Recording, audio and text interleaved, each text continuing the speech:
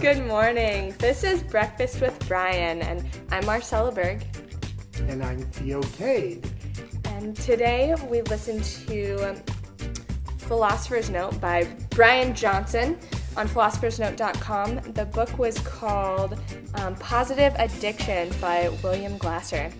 And one of the big ideas that we want to talk about today is contrasting unhealthy addictions with healthy addictions.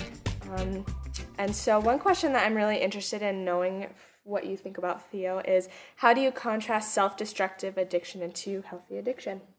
Well, first I want to say that this subject of contrasting the two is so valuable that I want to put in some various ideas that will all fit together.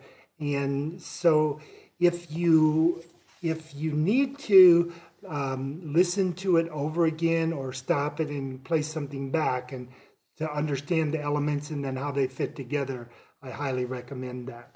The key to the whole thing for me with healthy versus destructive addiction is the idea of short-term gain for long-term pain is like destructive addiction. Brian was talking about how Dr. Glasser says that when you have something like a drug or inappropriate sexual behavior or alcohol where you suppress painful symptoms and then you get an immediate rush of pleasure, it's a very powerful conditioning thing that can get you caught right into destructive addictions. And the strength of a person who has healthy addictions is that they not look just at that medium short term, but they look at the short, medium, and long term effects, and they integrate all those together. Now, I don't think you should make yourself miserable in the short term and visualize a long-term goal. I don't think that's a healthy addiction. I think it's better to do something that you enjoy, like say running or walking or reading. Like for example, Brian created this Philosopher's Note, he reports, because he loves to read and study wisdom. So he's created for himself something that contributes to the world, and he makes a nice income from it, I presume, and he's doing something in the short term that feeds him, but it's not an escapist,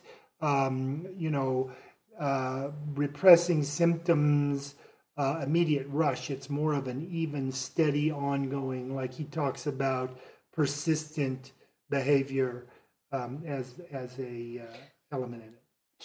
So we took a little bit of time, about 10 minutes, to create a model called the progressive cycle model. Yes.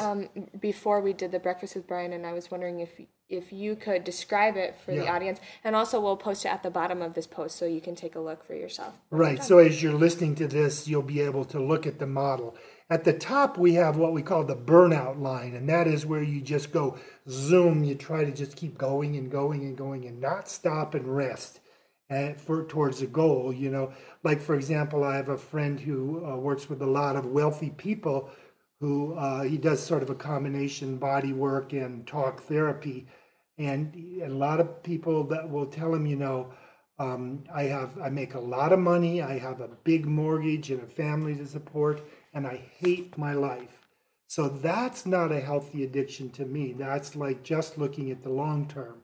And then the next cycle, it brings into account another book that Brian talks about on Philosopher's Note, The Powerful Engagement by Jim Loehr and Tony Schwartz, where you respect your need for recovery cycles as well as for going for it. So you when you're tired, instead of taking a drug or doing some artificial stimulant to raise your energy, you rest, and then you come back strong and you go up and down within that cycle.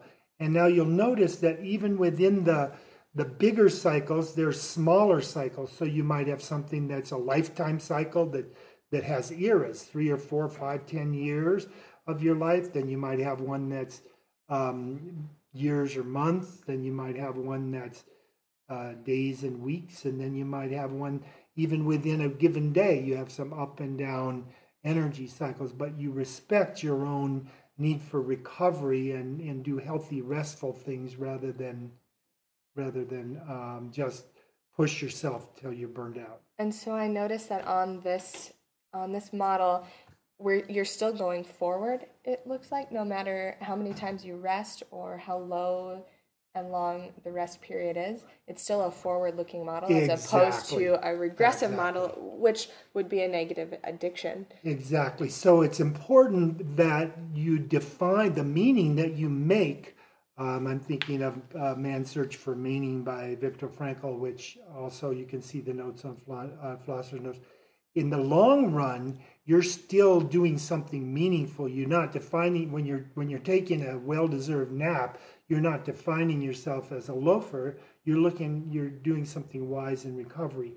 One of the things I wanted to mention about recovery cycles, sometimes doing different types of behaviors can be recovery from one. Like if you're doing some really hard mental work, then maybe going for a run, which may not look like recovery, but you're exerting yourself, but it's a recovery from the mental. So by doing contrasting things, you can also recover. Resting and recovery is a very important facet, so that you're able to give optimum 100%.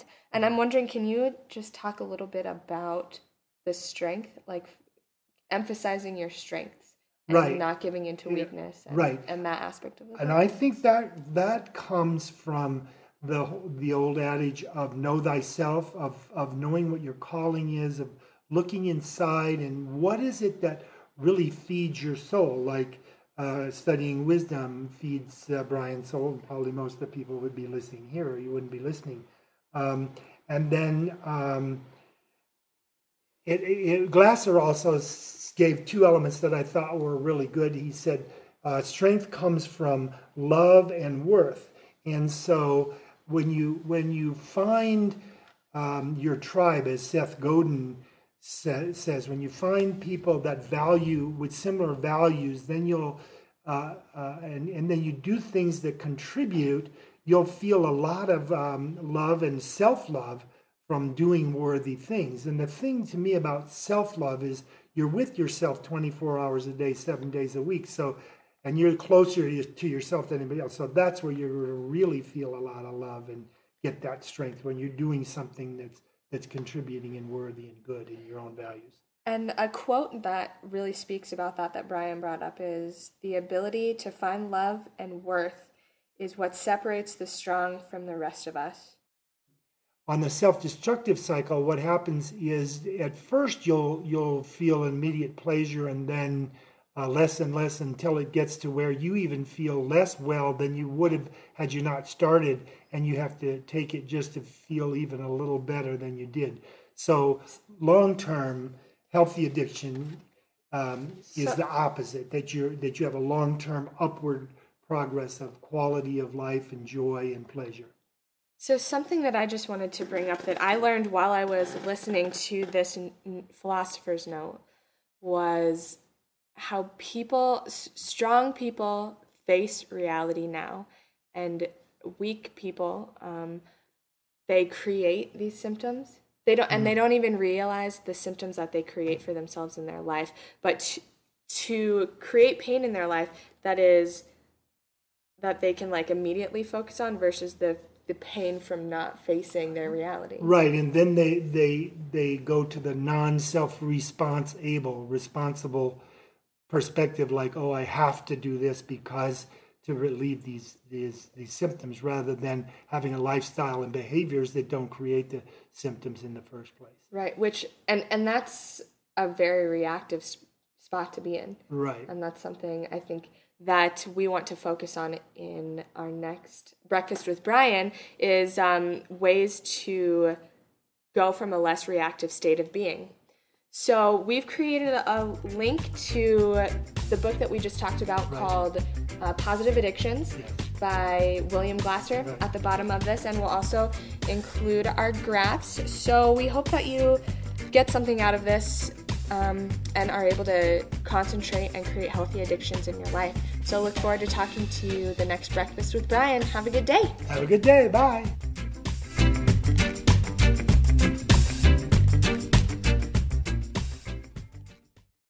Hi again, this is Theo. After reviewing the previous Breakfast with Brian about positive addiction, Marcella and I have decided that we're going to write up the different ways to avoid and transform reactivity rather than try to have a conversation, because it's such a rich amount of information. It'll be better communicated in that way.